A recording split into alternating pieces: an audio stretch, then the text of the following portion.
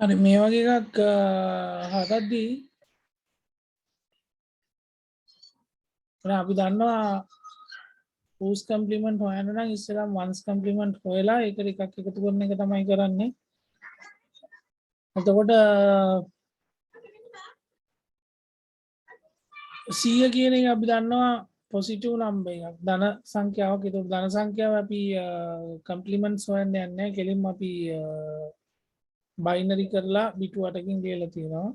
මේකේ ටූස් කම්ප්ලිමන්ට් හොයන්න ඕනේ. ඊට පස්සේ මේ දෙක එකතු කරාම අපිට වැඩිපුර බිට් එකක් එනවා. ඒ කියන්නේ MSB එකක් එනවා වැඩිපුර. ඒ කියන්නේ 9 වෙනි බිට් එකක් එනවා. බිට් 8ට වැඩි එනවා. එතකොට ඒන බිට් එක අපි නොසලකා හරිනවා කියලා පොඩ්ඩක් රවුන්ඩ් කරලා ලියන්න ඕනේ. ඒක පැහැදිලිව ලියන්නේ 9 වෙනි බිට් එක නොසලකා හරිනවා කියන එක. ඊළඟට මේක කියනවා මෙතන කියනවා list the step necessary to transform the result obtained in section 3. section 3 එකේ එන උත්තරේ above into decimal form in order to print the answer. answer එක දශමය වලින් පෙන්වන්න නම් මේක තියෙන පිළිතුර කන්වර්ට් කරන විදිය බලන්න. එහෙනම් මේකේ පළවෙනි ස්ටෙප් එක තමයි හොඳට මතක තියාගන්න MSB එක most significant bit. ඒ කියන්නේ වැඩිම වෙසසි බිටුව එකද බිඳුවද කියලා බලන එක තමයි පළවෙනි ස්ටෙප් එක. බලලා එකනම් අපි එන උත්තරේ ටූස් කම්ප්ලිමන්ට් හොයන්න ඕනේ. හරි එකනම් ටූස් කම්ප්ලිමන්ට් හොයන්න ඕනේ. ඒ කියන්නේ MSB එක එකනම් හරි MSB එක එකනම් more significant bit එක එකනම් අපි ටූස් කම්ප්ලිමන්ට් එක හොයන්න ඕනේ. කියන්නේ ඒ තියෙන සංඛ්‍යාව අනිත් පැත්ත හරවලා ඒකට එකක් එකතු කරන්න ඕනේ. ඊට පස්සේ එන උත්තරේ තමයි අපි හරවන්නේ ඩෙසිමල් වලට. දශමය කරන්නේ අපි එන උත්තරේ. ඒ කියන්නේ ස්ථානීය අගයන් ටික දාලා 1 2 4 8 කියලා දාලා හරවන්න. MSB එක බිඳුව නම් MSB එක බිඳුව නම් කියන්නේ වැඩිම වෙසෙසි බිටුව බිඳුව නම් කියන්නේ වම් අත පැත්තේ කෙරෝලෙම තියෙන බිට් එක බිඳුව නම් ගැටලුවක් නැහැ. අපි ස්ථානීය අගයන් ටික දාලා 1 2 4 8 කියලා දාලා සාමාන්‍ය විදියට අගය හොයනවා. එතකොට දැන් මේකේ බැලුවොත් දැන් අපි MSB එක අයින් කරන 9 වෙනි බිට් එක අයින් කරනවා එක තිබිලා. ඊට පස්සේ අපිට 8 වෙනි බිට් එක බැලුවාම 8 වෙනි බිට් එකට තියෙන බිඳුව ඒ කියන්නේ ධන සංඛ්‍යාවක්. ඒක නිසා අපි 1 2 4 8 දාලා මේක සාමාන්‍ය විදියට දශමය වලට පරිවර්තනය කරලා උත්තරේ ලියනවා. උත්තරේ 80යි. හරි අපි ඔය වගේ තව කීපයක් බලමු කොහොමද කරන්න කියලා. මම දෙන්නම් ඒ තියෙන සංඛ්‍යා ටික ඔක්කොම 8 bit 2's complement වලින් තියෙන්නේ. මේවට අදාළ දශමය අගය ලියන්න. හරි දශමය අගය කීයද කියලා මට ටග් ගාලා WhatsApp දාන්න. හරි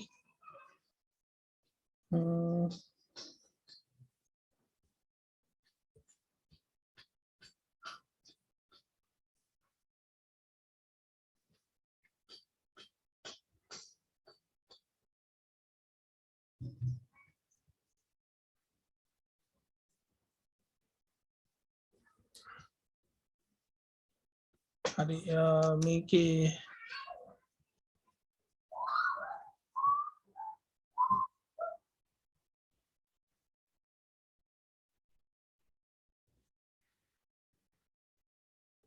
හරි පළවෙනි එක ඕක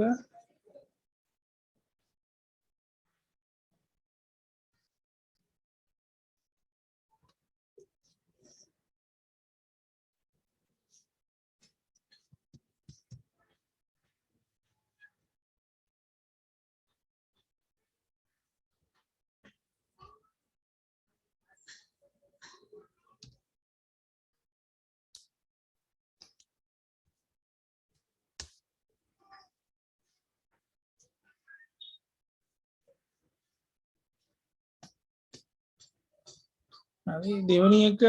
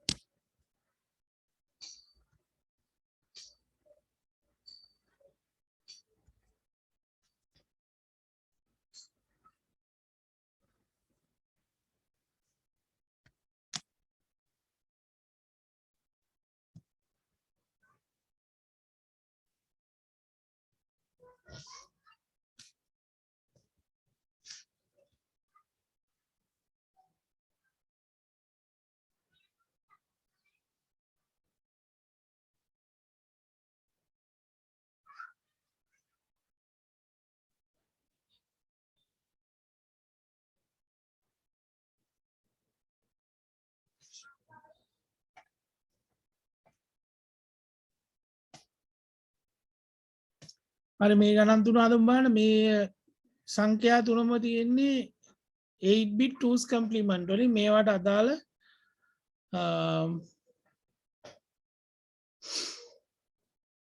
මේවට අදාළ දශමය අගය හොයන්න 10 පාදය අගේ මේ දෙකේ අනුපූරක බිටුවට දෙකේ අනුපූරක වලින් තියෙන මේ සංඛ්‍යා තුනම මේවට අදාළ දශමය අගය ඔය මට ටක් ගාලා දාන්න බලන්න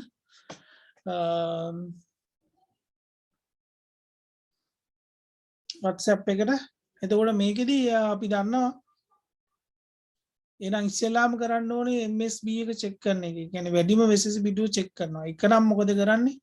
එක නම් අපි ඒ තියෙන සංඛ්‍යාවේ 2's complement හොයනවා. කොහොමද 2's complement හොයන්නේ? තියෙන එක ඉස්සෙල්ලාම 1's complement හොයන්න තියෙන ටික අනිත් පැත්ත හරවනවා. බිඳුව එක කරනවා. එක බිඳුව ගන්නවා. ඊට පස්සේ 2's complement කරන්න එකක් එකතු කරනවා. ඊට පස්සේ එන අගය තමයි අපි හරවන්නේ දශමය වලට ස්ථානීය අගයන් ටික දාලා. එතකොට ඊළඟට බලනවා MS පළවෙනි පියවර තමයි MSB එක බිඳුවද එකද කියන එක. බිඳුව නම් ගැටලුවක් නැහැ. MSB එක ඒ කියන්නේ වම් අත පැත්තේ කෙරෝලෙම තියෙන බිට් එක බිඳුව නම් සාමාන්‍ය විදිහට ස්ථානීය අගයන් ටික දාලා දශමය අගය ගන්න. හරි ඉක්මනට කරලා මට දාන්න උත්තර.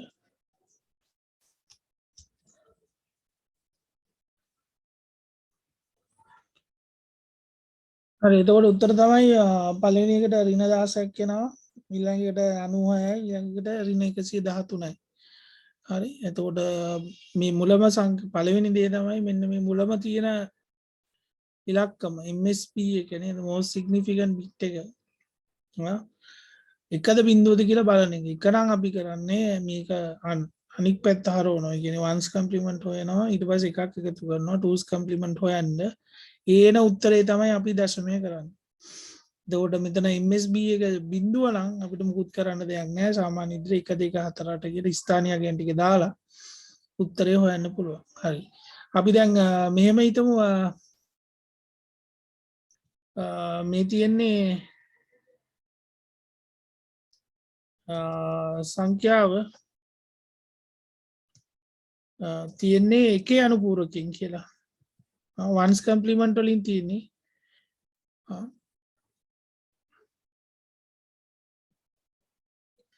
එතකොට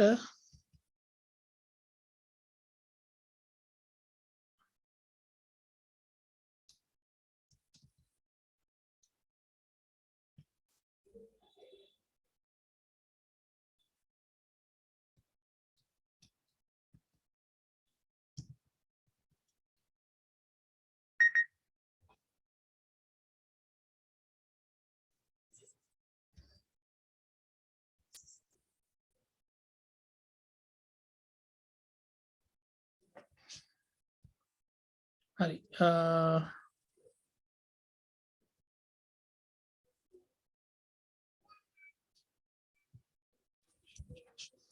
හරි මේ තියෙන සංඛ්‍යා ටික තියෙන්නේ 1's complement වලින්. එහෙනම් මේවට අදාළ දශමය අගයන් ටික හොයලා මට ටක් කරලා දාන්න බලන්න WhatsApp එකට.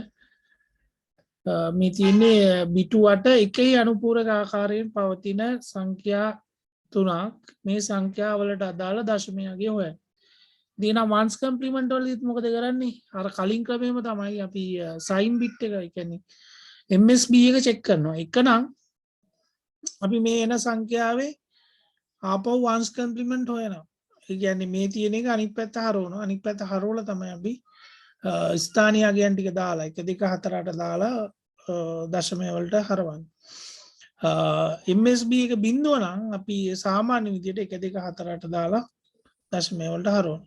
ඉතින් කලින් වගේම තමයි 2's complement වලදීත් 1's complement වලදීත් තියෙන සංඛ්‍යාවක් දශමය කරද්දී ඉස්සෙල්ලාම කරන්නේ අපි MSB එක චෙක් කරනවා.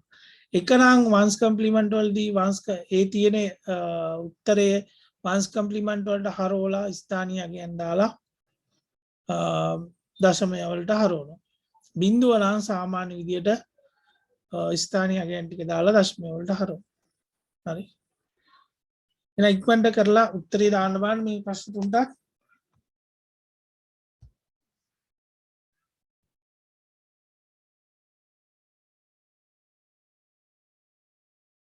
වන්ස් කම්ප්ලිමන්ට් වලින් කොහොමද කරන්නේ නම් වන්ස් කම්ප්ලිමන්ට් වලින්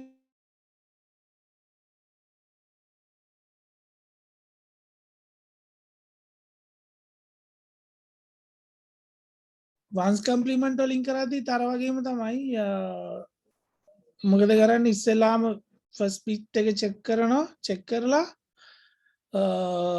එකනම් වන්ස් කම්ප්ලිමන්ට් හොයනවා මේ තියෙන එකේ වන්ස් කම්ප්ලිමන්ට් හොයනවා වන්ස් කම්ප්ලිමන්ට් කොහමද හොයන්නේ මේක අනිත් පැත්ත හරවනවා විතරයි දැන් ටූස් කම්ප්ලිමන්ට් වලින් තමයි එකක් එකතු කරන්නේ හරි එතකොට මෙතෙන්දී මේක එකකින්ද මේ තියෙන ටික අනිත් පැත්ත හරවනවා එතකොට මෙන්න මේ 1 2 3 4 5 මේ තැන් වලට එකේ ටිකක් එනවා නේ එතකොට අපි බලමු මෙතන අගේ 1යි 2යි 4යි 8යි 16යි 32යි එතකොට ඍණ 32 තමයි මේ තියෙන්නේ ඍණ 32 තමයි මේ තියෙන්නේ එකේ අනුපූරකේ එහෙනම් මෙතෙන්දී ගැටලුවක් නැහැ අපි දන්නවා MSB එක චෙක් කරාම බිඳුව එහෙනම් මේක සාමාන්‍ය විදියට 1 2 4 8 දාලා හරවනවා එහෙනම් මෙතෙන්දිත් මොකද කරන්නේ මෙතෙන්දිත් එකකින්ද මේකේ වන්ස් කම්ප්ලිමන්ට් වෙනවා වන්ස් කම්ප්ලිමන්ට් වෙනවා කියන්නේ මේක අනිත් පැත්ත හරවනවා එතකොට මෙන්න මෙතන එකේ 3ක් විතරයි එන්නේ එකේ 3 කියන්නේ 7 නේ